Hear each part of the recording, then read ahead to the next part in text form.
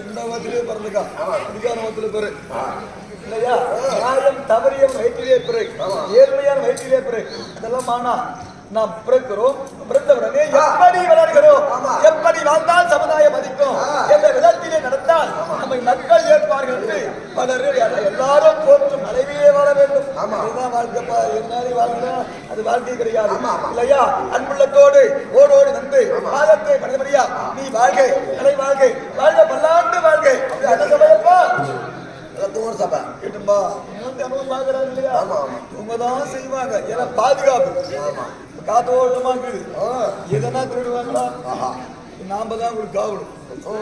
இப்ப எங்க வீட்டுல கதவை திறந்து அதனால பாதுகாப்போடு எந்த கஷ்டம் இல்லாமல் அயர்ந்து உறங்கி கொண்டிருக்கிறார். வாழ்த்துக்கள். பரவாயில்ல, உட்கார்ந்து பார்த்தாவே போதும். அன்பிலே சிறந்த பெரியவர், அறிவிலே சிறந்த தாய்மார்கள், படித்தவர்கள், பண்பு உடையவர்கள், தெரிந்தவர்கள், அப்பேற்பட்ட தெய்வத்திற்கு பொறுத்து அற்புதமான சபை சபையிற்கு இடம்பெற்று வந்த போது நாம் யார் என்று விளக்கும்?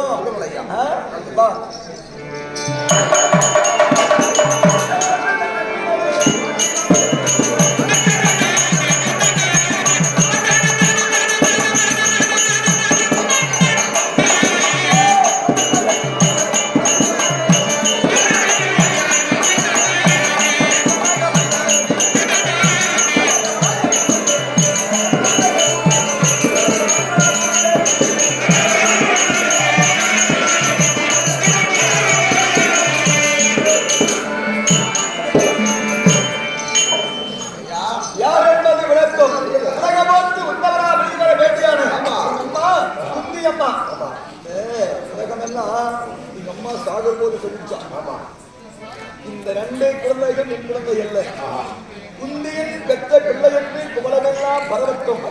அப்படி என்று என் அன்னையார் அவர் இளமை காலத்திலே எங்களை பிரிந்தவர்கள் எங்க அம்மா பெரியம்மாவை கொடுத்தாச்சுன்னா அதனாலதான் உலக மக்கள் எல்லாம் 5 பேர்களும் குந்தி பெற்ற பிள்ளை. தாயா அப்படிப்பட வேண்டியான குந்திய படைக்கும் தந்தையராய் படைத்துள்ளபடியான வாழ்ந்து மண்டலுக்கும் யாருடைய அம்சம் தேவராத்தை ஆண்டு வரக்கூடிய தேவகோமா அவருக்கெல்லாம் வைத்தியா இருக்கிற சத்தியா இரட்டையர்கள் ஆமாப்பா அஸ்துனி தேவர்கள் அவர் அத்தத்திலே அதாவது சகாதேவன் நாட்டு வேதம் 6 சாஸ்திரம் 64 கலையானம் 98 புராணம் அனைத்து உணர்ந்த பக்தி விசுவாசம் தெரிந்த சாத்தியத்தில் வல்லவன் சகாதேவன் என்று உலகமெல்லாம் அறிந்த விஷயம். எப்படியப்பா? உலகமெல்லாம் அறிந்த விஷயம். ஆனா ஒரு சமாச்சாரம் என்ன?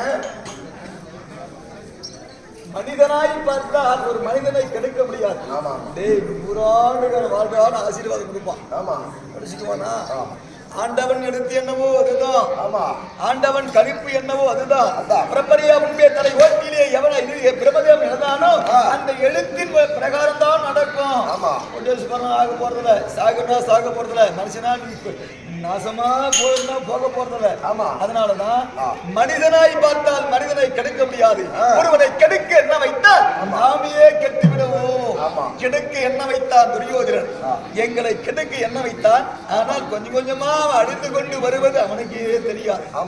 என்ன செய்தான்? புதியதோர் மனை கட்டினார், புதுமனை புகு விழாவென்று வரவழைத்தார்.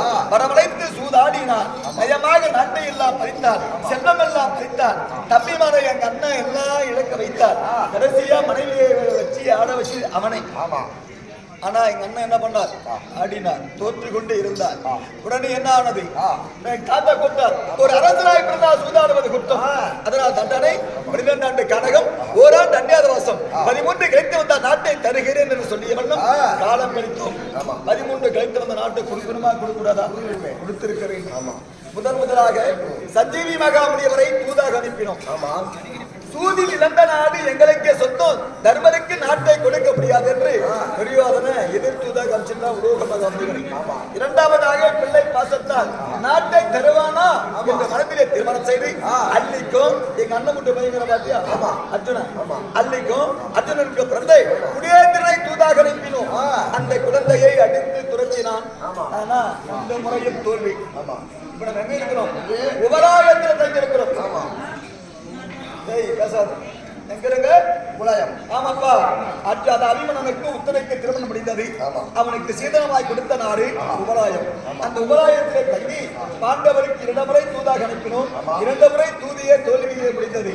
3வது முறையாக என்ன செய்வது என்றே தெரியவில்லை. நான் அமர்ந்திருக்கிறேன். ஒரு இடம் நம்மை நாடு யார் வருகிறார் என்று பார்க்கலாம்.